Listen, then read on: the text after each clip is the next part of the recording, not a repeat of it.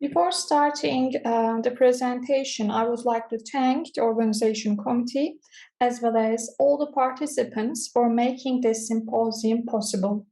The title of this paper is Building Bridges Across the Binaries, the Dialogue Between Humans and the Street Cats of Istanbul in Kedi.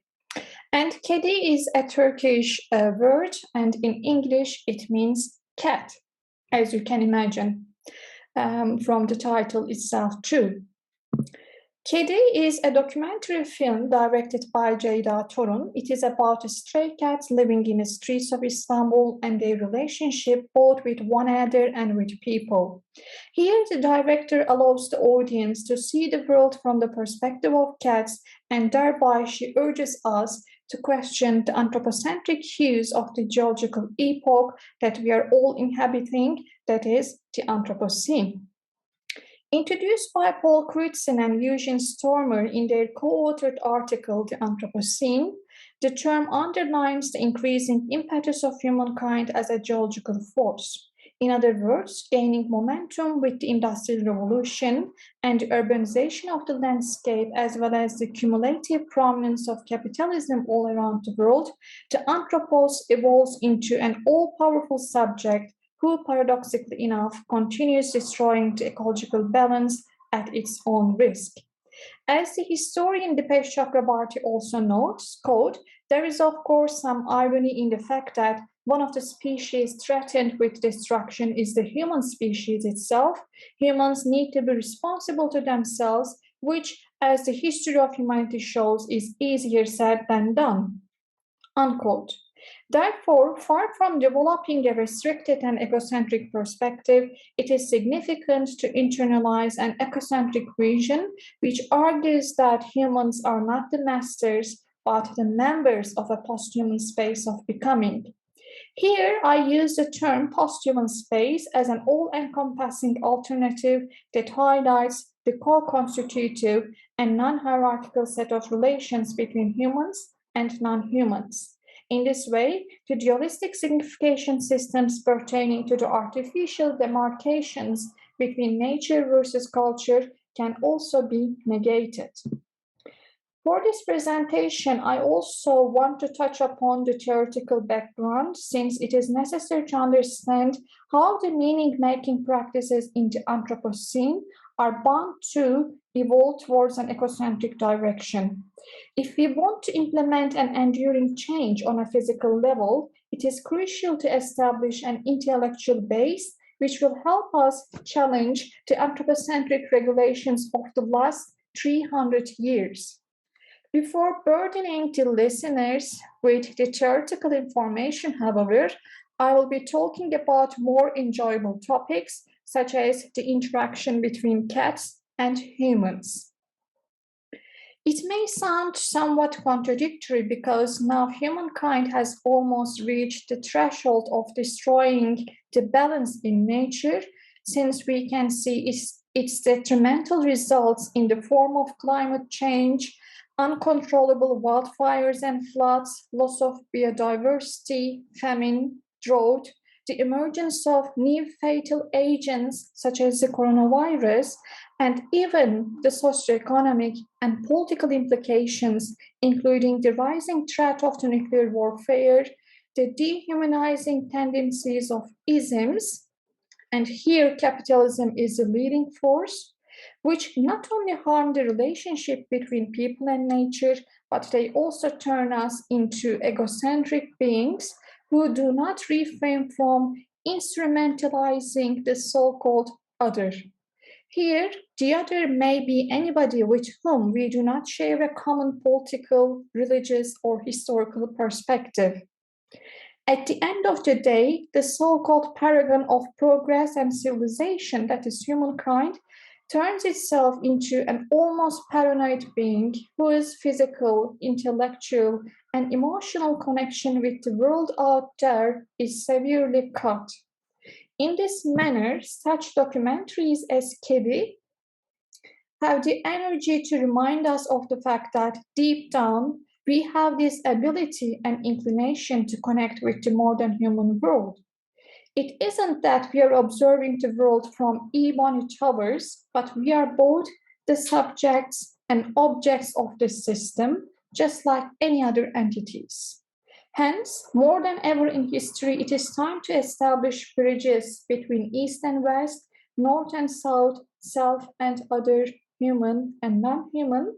Otherwise, it is inevitable that we will end up dying in our super powerful fortresses, which may be bulletproof, but as the COVID 19 has taught us, not virus proof. We are all bound by transcorporeal and dialogic networks with the modern human world.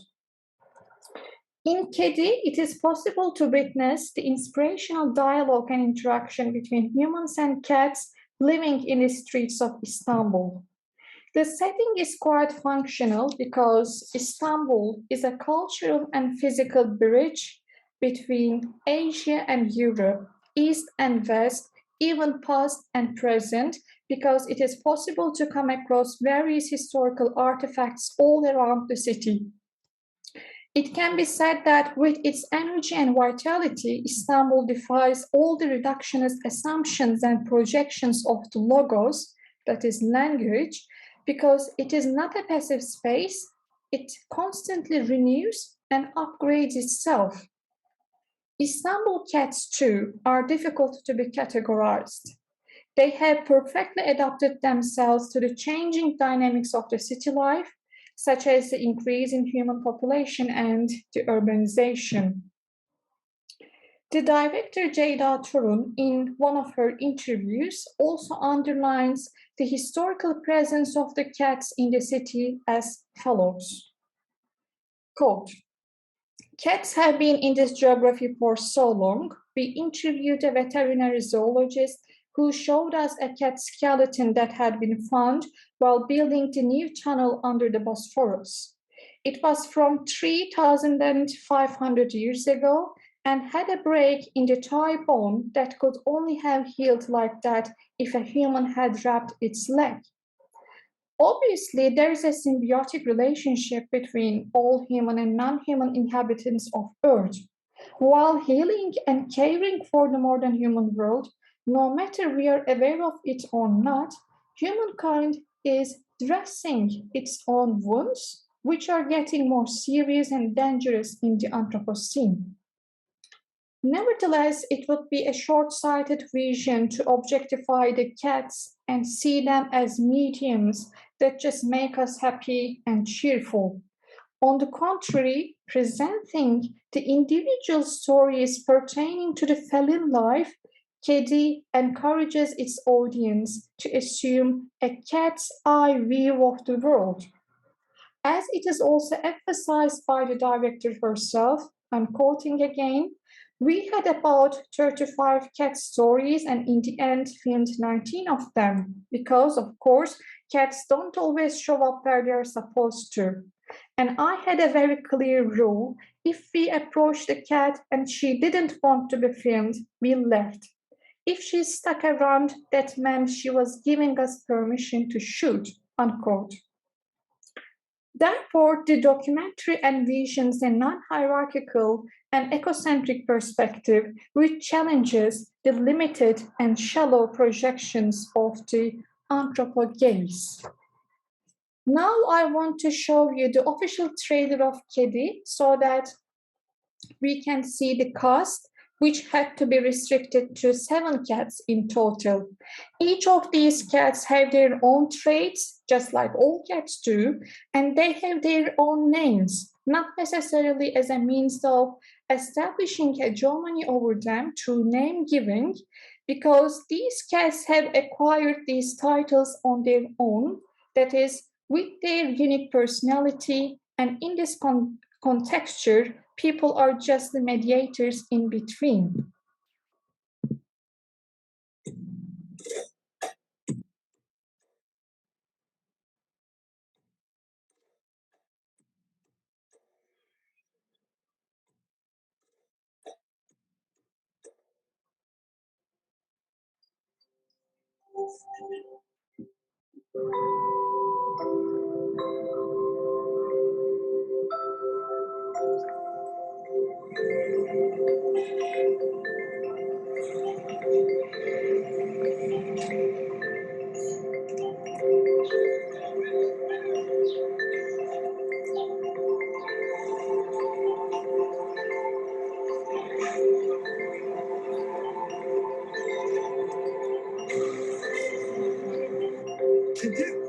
Allah'ın varlığından haberdarmış. Köpekse insanlar bir konuşun başlar, Cenab-ı Allah seni konuşur ama kedi böyle bir iş yokmuş. Doğrusunu bu yapıyor.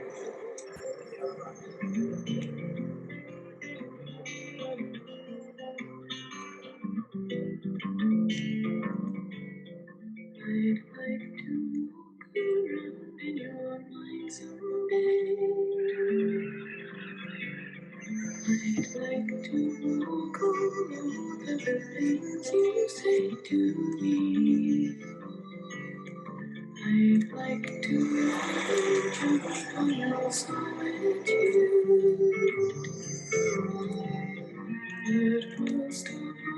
I'd like you to be unaware. If I just want to read what's behind these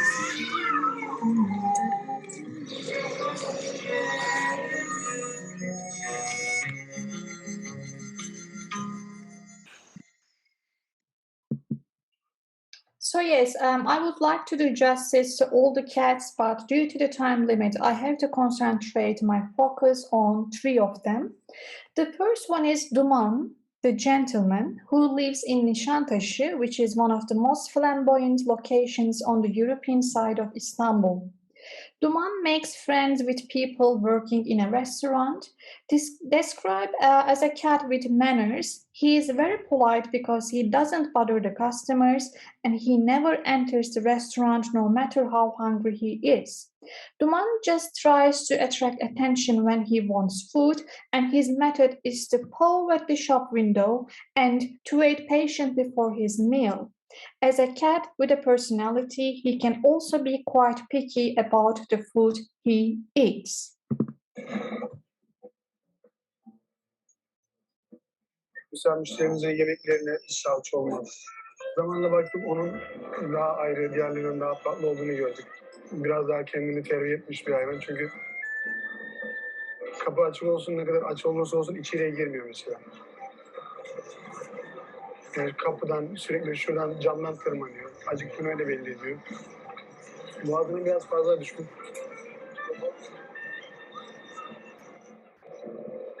Mançego peyniri veriyoruz. Daha yumuşak peynir mesela emmental peyniri verebiliyoruz. Şu hindi çok az. Tabii kendi bazen beğenmeyebiliyor. Et de seçebiliyor yani o yüzden.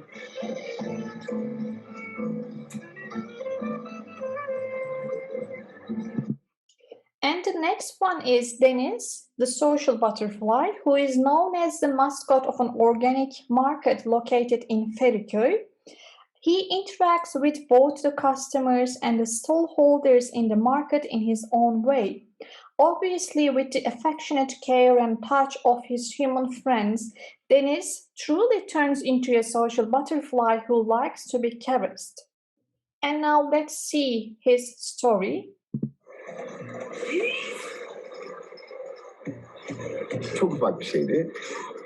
Yukarıdan aşağı bana şuradan aşağı bakmıştı böyle. Aa bu çirkin nereden gelmiş dedik böyle her tarafı yarık. Şuradan almıştım onu oradan aşağı. Arkadan mı geldi artık nereden geldiyse. Bize saldırıyordu. Biz 2 ay sonra bu bize yavaş yavaş mecbur aç kaldığı için yemek için yaklaştı.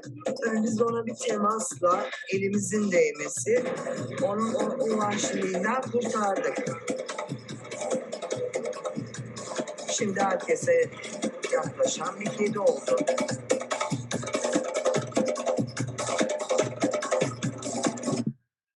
Similar to Deniz, Bengü the lover also enjoys the soft caresses of people, and she is described as a cat who loves to be loved.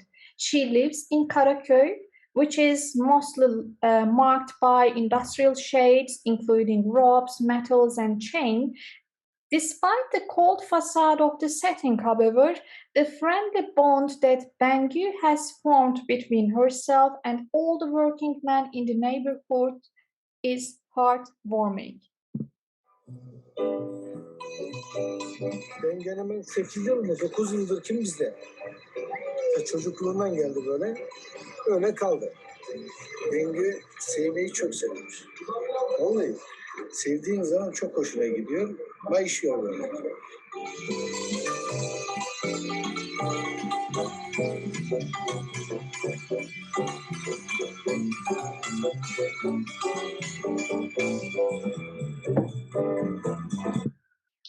As the interaction between the cats and their human neighbors illustrates, we have much to learn from our non-human counterparts.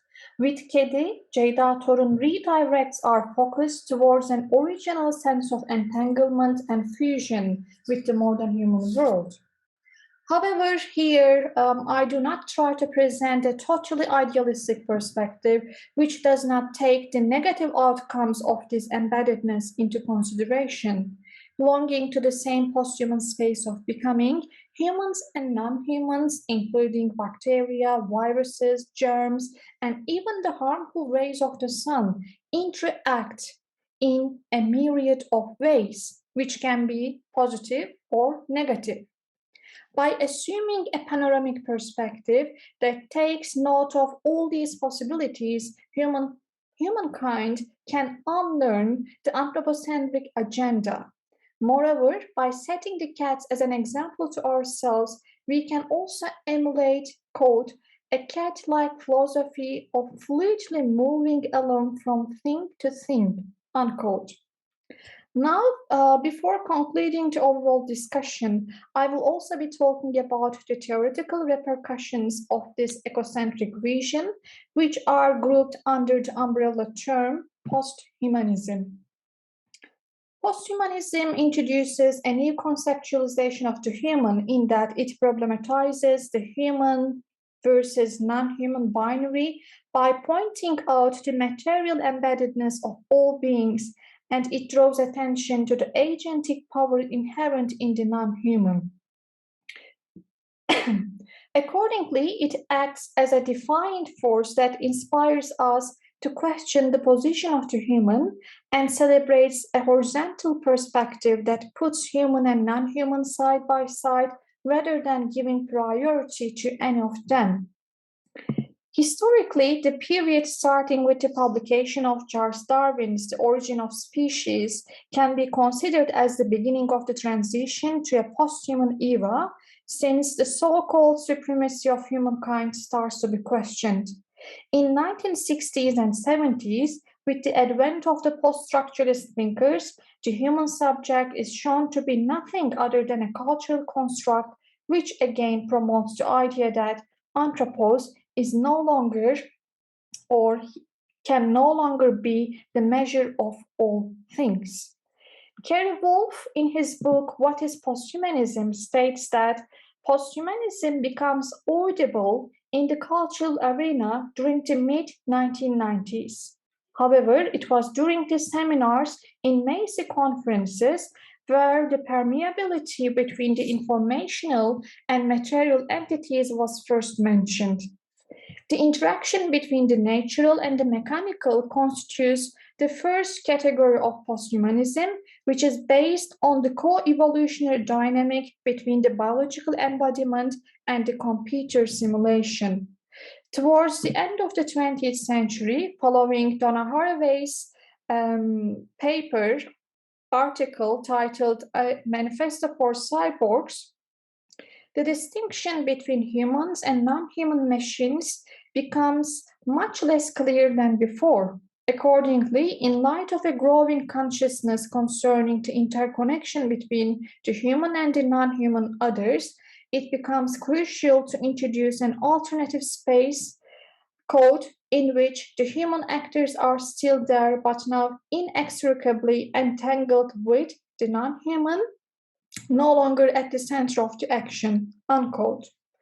On the other hand, the second category of posthumanism, mainly inspired by ecology and environmentalism, also deconstructs the binary opposition between humans and non-humans. As it has been argued by Kerry Wolf and Rosie Braidotti, the human can no longer be put on a pedestal because the modern human world is shown to have an agency of its own. In relation to the technological and ecological orientations of posthumanism, John Parham states that though different, quote, both senses posit posthumanism as a relational concept, unquote, that questions the true essence of being human by underscoring a liminal space of transgression between humans and non-humans.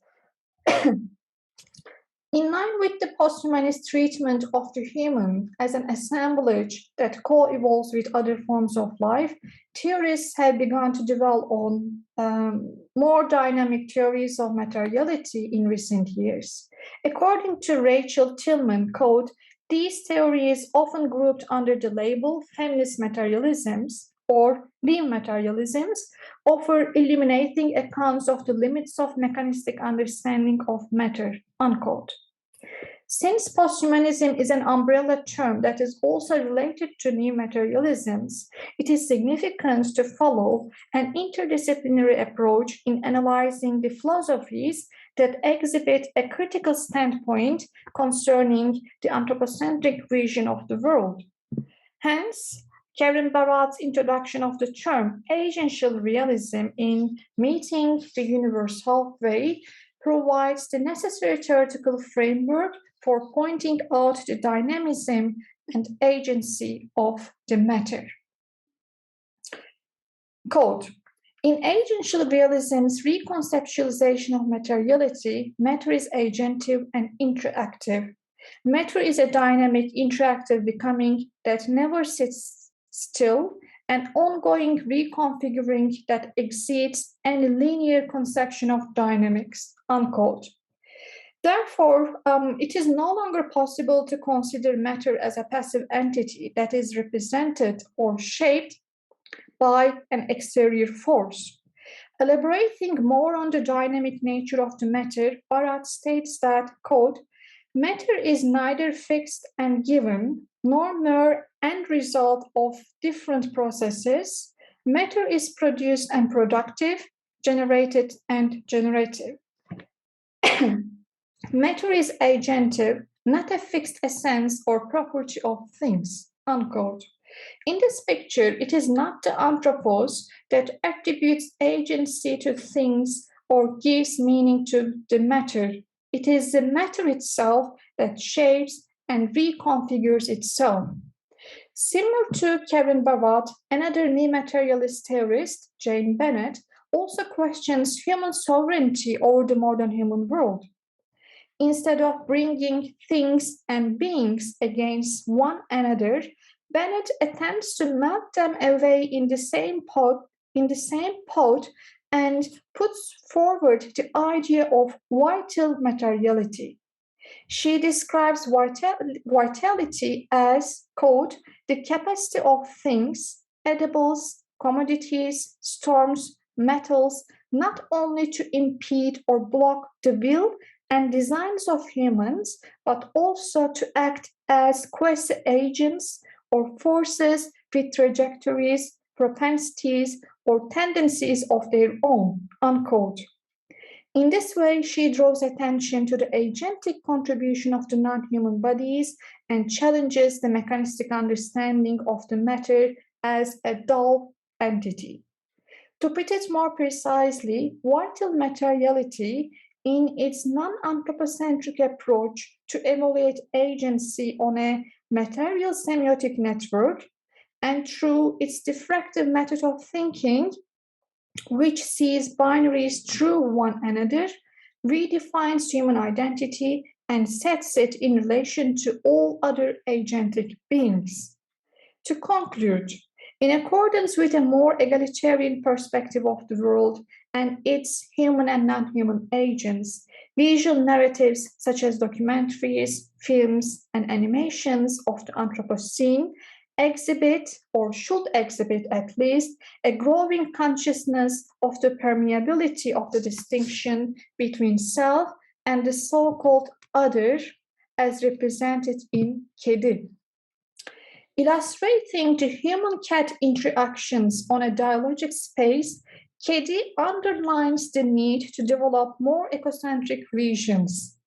Focusing on the encounters between the human and the non-human inhabitants of Istanbul, therefore, this study not only brings theory and practice together, but it also aims to elucidate the diversity of non-anthropocentric representations in Turkey. I would like to end the presentation with a quotation I like from the documentary. It reads like this: "A cat meowing at your feet, looking up at you, is life smiling at you. May we also learn to smile back at them and manage to have the ethical respect for the modern human world in all its being and becoming." So that was the end of my presentation, and here you can also see the references that I used. Thanks a lot.